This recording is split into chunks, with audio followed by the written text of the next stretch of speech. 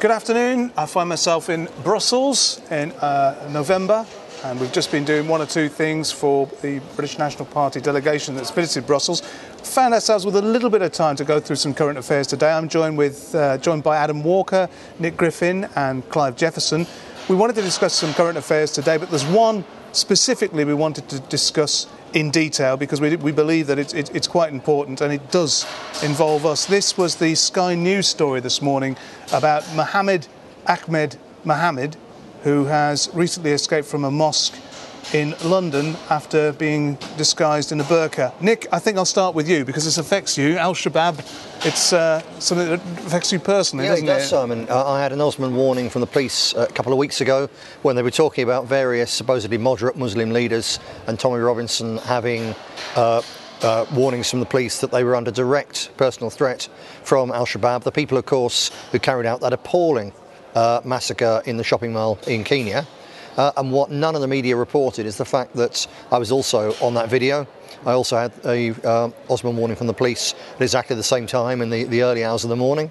How serious it is, one can't tell, but an Osman warning is serious enough. The police say there's genuine intelligence danger of a heightened risk, to your life.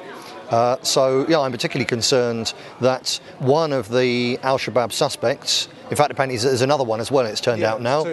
So the police have just lost them.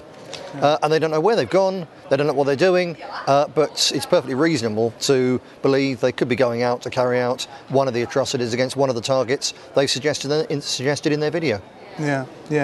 I mean, Clive, the discussion about burqas and niqabs and whatever, people regard it as a relatively benign thing, don't they? They're a rather superficial debate, and we shouldn't really take it all. It's a minor thing, but when you see something like this, it brings home the way this culture has been exploited, doesn't it? It does, Simon, but I don't think it's people regard it as a superficial debate. I think people that tune into our media, on our social media, on our website, you'll see we've been running a Ban the Burqa campaign because we're the only political party that's come out openly and said genuinely from the start that the British National Party would ban the burqa in all public places. We think it's just a terrible thing to have people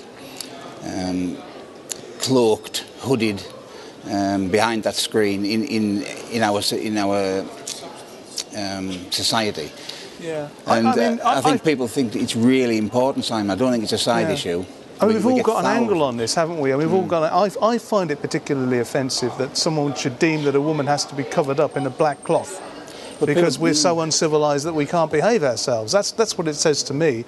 I mean, Adam, you were a teacher at one time, and obviously this thing's affected in schools. I feel very strongly a school uniform is a school uniform, isn't it? That makes kids all equal. That's why a uniform was put there, wasn't it? Indeed, yeah. But I mean, you've got a difference between a school uniform and this type of garment that people wear. I mean, all you can see is their eyes. This gentleman's escaped. They believe he's got out of the country by wearing a burqa. So, unless you know the difference between a woman's eyes and a man's eyes at close quarter, it's very, very, very difficult to check exactly who is underneath this type of clothing. Yeah. I mean, we hear about this all the time, don't we? It's just a constant kind of descent into peripheral anarchy, if you want. But who do you blame? Do you blame the Home Secretary? Do you blame the media? Do you blame the public for not doing something about this? I think the public, of really anyone you talk to, polls in the press and so on, it's very clear the public are massively against the wearing of the burqa, the niqab and so on.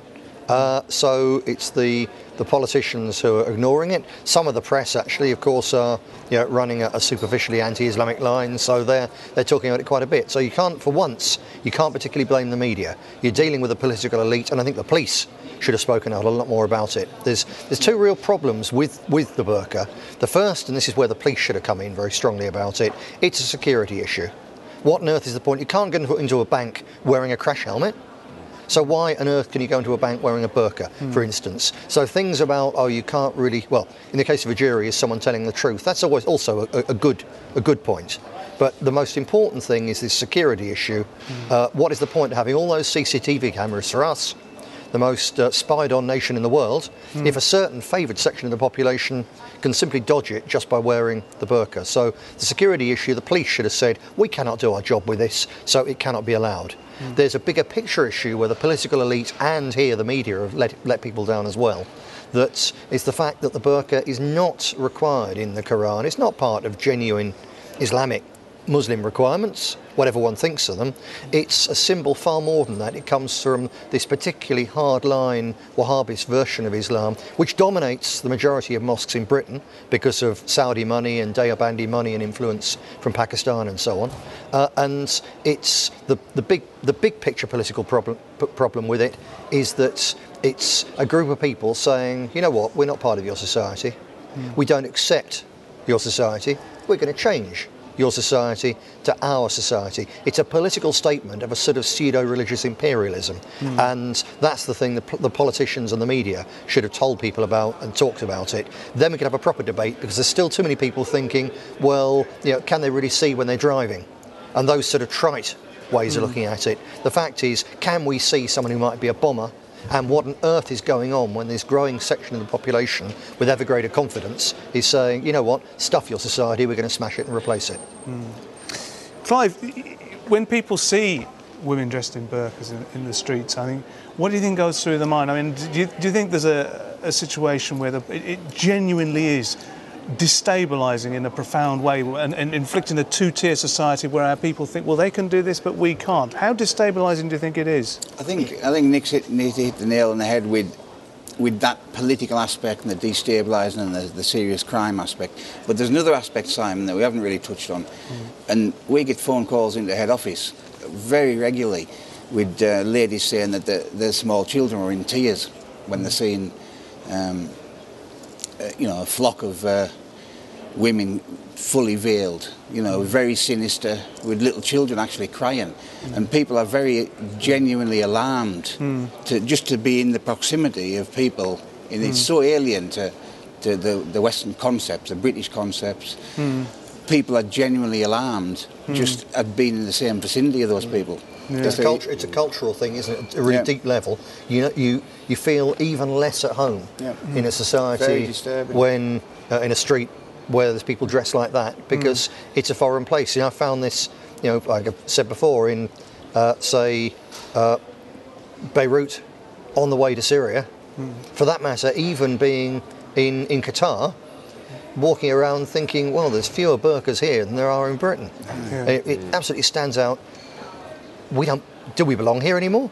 I'll tell you what, we damn well do belong in our country, and millions of Brits feel the same way. And Clive's absolutely right. There's also this deep-rooted symbolic problem and level where it's a huge insult to everybody who loves Britain, to all our people, and it's about being made to feel a foreigner in your own country, and it needs stopping. I think you said earlier on, who do we blame?